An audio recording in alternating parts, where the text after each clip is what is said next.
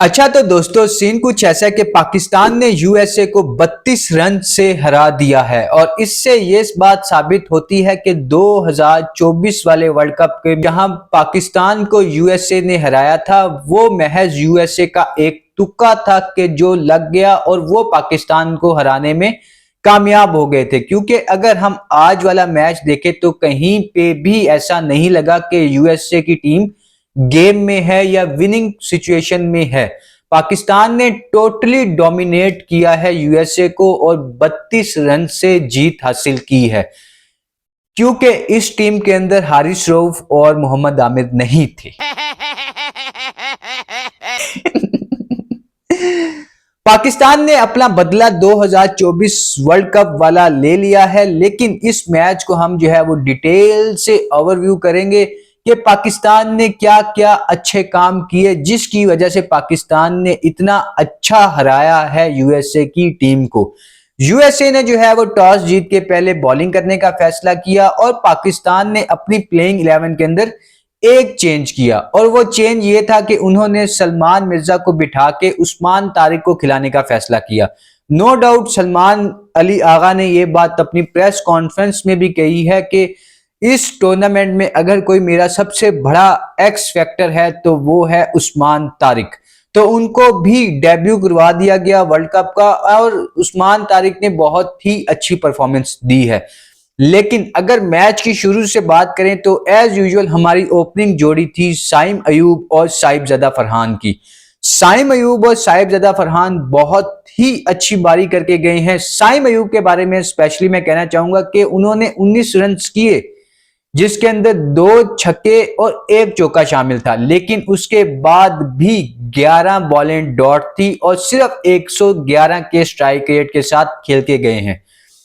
साइम अयूब के अभी तक इंटरनेशनल टी20 मैचेस जो हैं वो 63 हो चुके हैं और मुझे नहीं लगता कि इतना ज्यादा मौका किसी और प्लेयर को आज तक पाकिस्तान की हिस्ट्री में दिया गया है कि कभी टीम से ड्रॉप भी नहीं हुए और जिस तरह की परफॉर्मेंस हम एक्सपेक्ट कर रहे हैं वो भी नहीं मिली। साइम अयूब ने 63 मैचेस के अंदर सिर्फ 6 50 करके दिए हैं पाकिस्तान की टीम को। एक ही चीज की डिमांड है साइम अयूब से, नो डाउट इसके अंदर कोई दो राय है ही नहीं कि साइम अयूब जो है वो बहुत टैलेंटेड, बहुत पोटेंशियल रखने वाले प्लेयर हैं, लेकिन वो उस तरह से आउटपुट नहीं दे रहे जिस तरह से पाकिस्तान की टीम की डिमांड है या हम एज अ फैन हम साइम अयूब से डिमांड करते हैं, वो हमें नजर नहीं आ रहा। साइम अयूब को बहुत ही खूबसूरत, यानी अगर वो बहुत प्यार से उसको कट मारने जाते जिसके ऊपर आउट हुए थे तो वो चौका हो सकता था, लेकिन वो इतनी जोर से मारने चले गए कि वो एज हुआ और सीधा नटरा वर्कर के हाथों में चले गए। तो यहाँ पे जो है वो साइम अयूब आउट हो गए और साइम अयूब से डिमांड है कि वो स्कोर तो करके दे दें। नो डाउट बहुत पोटेंशियल है, बहुत अच्छे शॉट हैं। आज भी जो उन्होंने नटरा वर्कर को छक्का मारा वो इंपैक्ट छोड़ के गया अपना। एक ना एक शॉट साइम अयूब अपना ऐसा मार के जाते हैं जो दिखाता है कि भाई हाँ साइम अयूब एक क्लास का बैट्समैन है। लेकिन जहां बात आती है फिर लंबी इनिंग्स की तो वो काम करने में साइम अयूब अभी तक फेल हैं।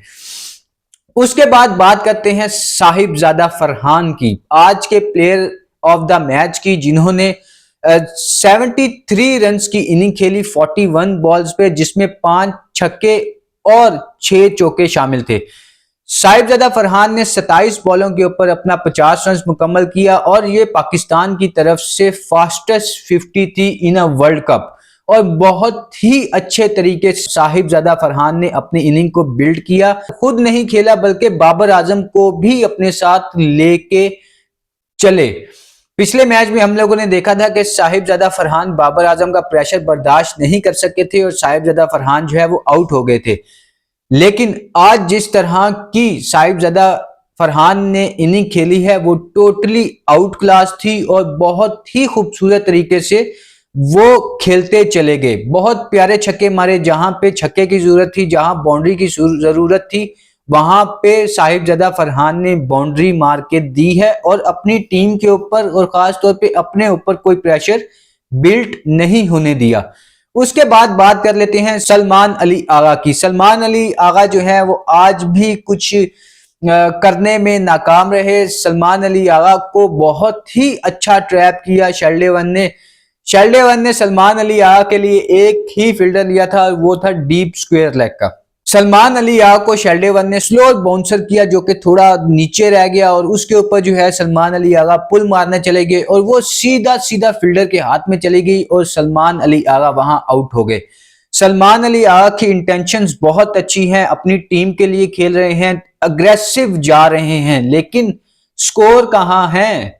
पिछले मैच के अंदर भी एक सॉफ्ट डिसमिस हो गए, आज भी जो है मैं इसे सॉफ्ट डिसमिस ही कहूंगा क्योंकि प्रॉपर शॉट मारा हुआ था जो सीधा फील्डर के हाथ में चला गया, लेकिन जो हमें सीरीज के अंदर दिखाया है वो कहां है, वो तो कर दो भाई प्लीज। बहुत अच्छे जा रहे हो, बहुत अच्छी इंटेंशंस हैं, अग्रेसिव जा रहे हो, बहुत मजा आ रहा है, स्कोर कर दो।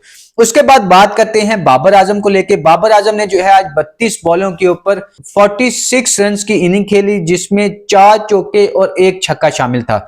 बाबर आजम की पहली 18 गेंदों के ऊपर सिर्फ 15 रन थे और बाबर आजम कोई बाउंड्री लगाने में नाकाम रहे इस टाइम तक। और बाबर आजम वही एक शेल के अंदर चले जाते हैं। मुझे तो ऐसा लगता है कि बाबर आजम जब क्रीज में आते हैं तो शुरू में बाबर आजम को ये डर है या उनके दिमाग में डर है कि कहीं आउट ना हो जाऊं, क्योंकि प्रेशर बहुत है। और ऑब्वियसली जब एक बंदा इतना एक्सपीरियंस हो, अगर इस टूर्नामेंट के बड़े बड़े प्लेयर्स का नाम लिया जाए तो मेरे ख्याल में सबसे पहला नाम ही बाबर आजम का आता है। तो इस वजह से मैं समझता हूं कि बाबर आजम के ऊपर प्रेशर बहुत ज्यादा है और ऊपर से फिर अवाम भी जो है वो बाबर आजम के पीछे लगी हुई है, खासतौर पे जर्नलिस्ट एनालिस्ट। मैं जो हूं वो एक ना वैसे ही शुगर मेले में एक बंदे की कमेंट्री के अंदर घुस गया, तो वो ना जब तक बाबर आजम सिंगल कर रहा था तो वो कह रहा था कि बाबर आजम जो है वो टीम के ऊपर एक बर्डन है और बाबर आजम को जो है वो T20 क्रिकेट से बाहर हो जाना चाहिए। तो उसके बाद फिर बाबर आजम ने अपनी इनिंग को एक्सेलरेट किया जहां पे उन्होंने हरमीत सिंह को बहुत ही खूबसूरत किस्म का एक ओवर लगाया और वहां पे लगा कि बाबर आजम ने जो है अब अपना जो उनके ऊपर प्रेशर था उसे रिलीज किया है। बाबर आजम ने उस ओवर के अंदर एक पहली बॉल के ऊपर छक्का मारा, फिर डबल लिया, फिर 2 चौके लगातार मारे और बहुत ही क्लासी और प्योर टाइमिंग के साथ किए गए हुए वो चौके थे। और बाबर आजम ने इस तरह 46 रन की इनिंग खेली सिर्फ 32 बॉलों के ऊपर 143 के स्ट्राइक रेट के साथ। और उम्मीद करते हैं कि ये वाली इनिंग को जो है अब बाबर आजम आगे इंडिया वाले मैच में लेके जाएं जो हमारे लिए सबसे ज्यादा मैटर करता है। उसके बाद यहां पे मैं थोड़ा सा डाउट में हूं कि शायद हमारी टीम के अंदर जो है वो रोल नहीं क्लियर अपने प्लेयर्स को लेके, क्योंकि उस्मान खान को इतना नीचे भेजना, मतलब वो नवाज के भी बाद आ रहे हैं, वो शदाब के भी बाद आ रहे हैं, वो फहीम अशरफ के भी बाद आ रहे हैं। यहाँ मैं समझता हूँ 2 ओवर और होते तो शायद ये शहीनशाह के भी नीचे आते और खेलने को भी कुछ नहीं मिला, सिर्फ एक बॉल खेली और वो आउट होके चले गए।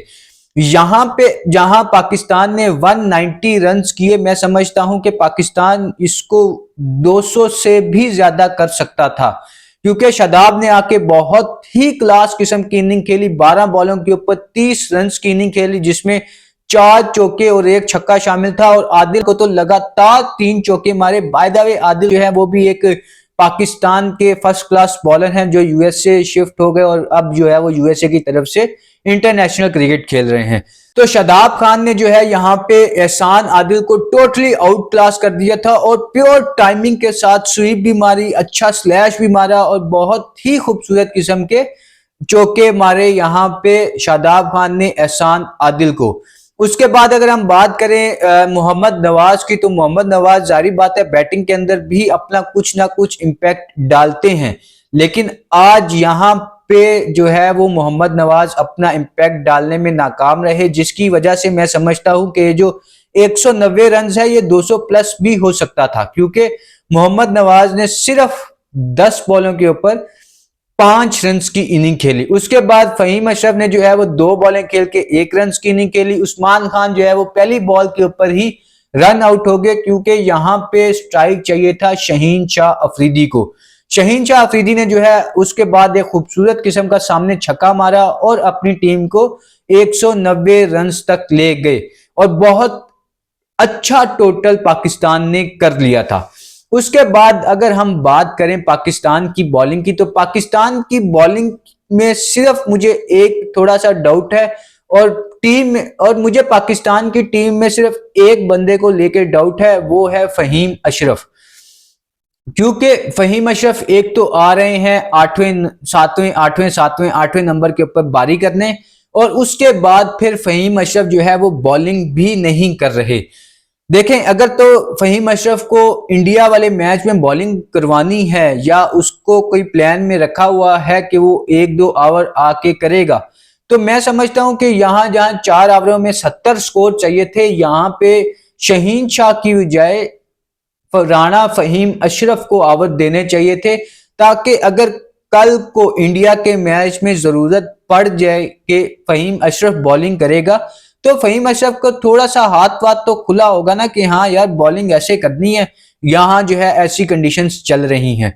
मतलब राणा फहीम अशरफ जो है वो सिर्फ इस काम के लिए है कि वो आके बैटिंग के अंदर 10 बॉलिंग खेल के हमें 20 रन करके दे दे, तो मैं नहीं समझता कि यहाँ पे जो है फिर राणा फहीम अशरफ की जगह बनती है।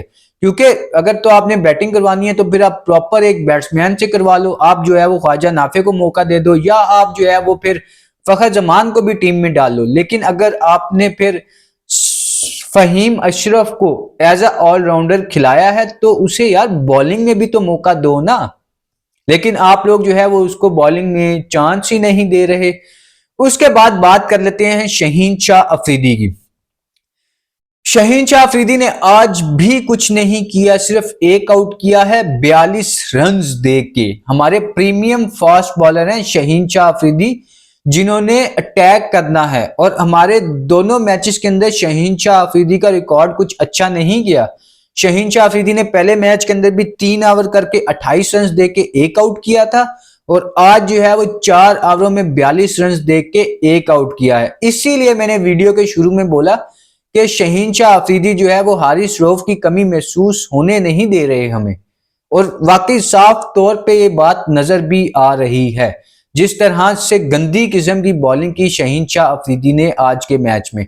पहला बॉल एंड्रेस गॉस को किया, इतना खूबसूरत गुड लैंड को हिट किया, और इतना प्यारा अनप्लेबल स्विंग हुआ कि गॉस को समझ भी नहीं आई कि ये हुआ क्या है।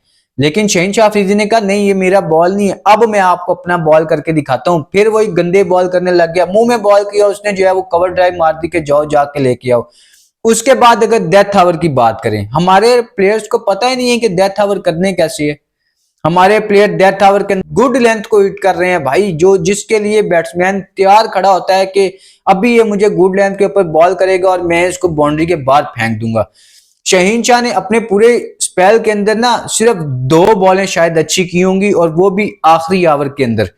एक उसने बॉल किया, शुभम को आउट किया, एक शुभम ने जो एक्स्ट्रा कवर के ऊपर बॉल मारी वो, और एक जो है वो शहीन शाह अफरीदी ने अपने स्पेल की आखिरी बॉल की थी, जो कि एक डेथ ओवर वाली बॉलिंग होती है ना। मैं समझता हूं कि ये वो 3 बॉलें थी जो शहीन शाह अफरीदी ने अपने आखिरी स्पेल के अंदर की, वरना तो शहीन शाह अफरीदी ने टोटली गंद किया है अपनी बॉलिंग में। उसके बाद अगर हम बात करें तो साइम अयूब को 1 ओवर दिया था, उसके अंदर साइम अयूब को जो है वो अच्छी खासी मार पड़ गई, 11 रन लगे साइम अयूब को उस ओवर के अंदर। और उसके बाद साइम अयूब को ओवर नहीं दिया, साइम अयूब को पहले छक्का लगा, फिर चौका लगा, फिर सिंगल हुआ, और फिर उसके बाद जो है साइम अयूब को साइड पे कर दिया गया। उसके बाद इब्रार अहमद की बात करें तो इब्रार अहमद ऑब्वियसली शहजादे बंदे हैं, आज भी 4 ओवरों में सिर्फ 30 रन दिए, जो मैं समझता हूं कि ठीक है। जब आप 190 रन डिफेंड कर रहे हो तो 4 ओवरों में 30 रन को इतना खास मायने रखता नहीं है वैसे। उसके बाद अगर हम बात करें मोहम्मद नवाज की, तो मोहम्मद नवाज को पहले ओवर में मेरे ख्याल में 10 रन लग चुके थे और एक आउट भी किया हुआ था, लेकिन उसके बाद मोहम्मद नवाज ने बहुत ही अच्छा कमबैक किया और 3 ओवरों में सिर्फ और सिर्फ 21 रन देके एक आउट किया। उसके बाद शादाब खान, ओए ओए ओए ओए भाई, टोटली आज ना इस बंदे ने मुझे इंप्रेस किया है अपनी बॉलिंग के साथ। ऑब्वियसली जब एक बंदे के पास इतना ज्यादा एक्सपीरियंस हो इंटरनेशनल क्रिकेट का, तो इस तरह की आप बॉलिंग एक्सपेक्ट करते भी हो। और वो मार खाने वाले दिन तब के थे जब शादाब खान इंजर्ड थे, जब वो बोला करते थे कि मेरे कंधे का मसला चल रहा है, मेरे से हाथ नहीं घुमाया जा रहा, जहां मैं बॉल पिच करना चाह रहा हूं वहां मेरे से नहीं हो रही। लेकिन now he is totally fit and fine, और नजर भी आ रहा है कि अब ये बंदा फिट है और बॉल करके दे रहा है। मतलब उसने जिस तरह के ब्रेक किए बॉल, जिस तरह की गुगली की, जिस तरह की सीम पोजीशन जा रही थी खास तौर पे लेग स्पिन करते हुए, बहुत ही खूबसूरत, बहुत मजा आया शादाब खान की बॉलिंग देख के। शादाब खान ने जो है वो 4 ओवरों में 26 रन दे के 2 आउट किए और totally worth it over the Shadab Khan के। उसके बाद अगर हम बात करें जिसका आज वर्ल्ड कप में डेब्यू हुआ है, वो है उस्मान तारिक, हमारे आगा जी के एक्स फैक्टर, जिन्होंने 4 ओवरों में 27 रन दे के 3 आउट किए। और मैं समझता हूं कि बहुत अच्छा है एक्स फैक्टर, बहुत ही खूबसूरत। लेकिन आज शायद वर्ल्ड कप का थोड़ा सा प्रेशर ले लिया था, तो आप लोगों ने देखा होगा कि बॉलें जो हैं वो थोड़ी इधर उधर गिर रही थी, मतलब लेग साइड पे भी जा रही थी और वो जो है वो ऑफ साइड से वाइडे भी हो रही थी, लेग साइड से भी वाइडे हो रही थी। तो मैं समझता हूं कि उस्मान तारिक आज थोड़ा सा ना लेंथ को या लाइन को सही से पकड़ नहीं पा रहे थे। उसके बावजूद भी बहुत ही क्लास की, यानी वैरायटी ही बहुत है ना उस्मान तारिक के पास। एक तो सीधा ऑफ स्पिन करते हैं, फिर उसके अंदर वो कैरम मारते हैं, फिर उसके अंदर वो लेग स्पिन भी कर देते हैं, फिर उसके अंदर वो तेज भी कर देते हैं, सीधी ऐसे बॉल पकड़ा या तेज स्लाइडर भी मार देते हैं 100 किलोमीटर का। तो बहुत ही अच्छी वेरिएशन है हमारे पास ये उस्मान तारिक के नाम की। और वो वाला मामला तो खत्म हो गया कि जी ये वट्टा मारता है या ये है तो वो है, क्योंकि अगर आप देखें उसका इंटरव्यू तो उसने अपना बाजू दिखाया हुआ है, और वैसे भी वो 2 दफा जो है वो लैब से ओके होके आया कि भाई एक्शन जो है वो 110% फिट है। तो पाकिस्तान को जो है वो बहुत बहुत मुबारक हो कि पाकिस्तान ने यूएसए को 32 रन से हरा दिया है और पाकिस्तान अपने टेबल पे नंबर 1 स्पॉट पे आ गया है। अब असल मैच है पाकिस्तान का 15 तारीख को इंडिया के साथ एक नए वेन्यू पे, और दोनों टीमों के लिए एक नया वेन्यू होगा। तो देखते हैं कि उसमें पाकिस्तान क्या करता है।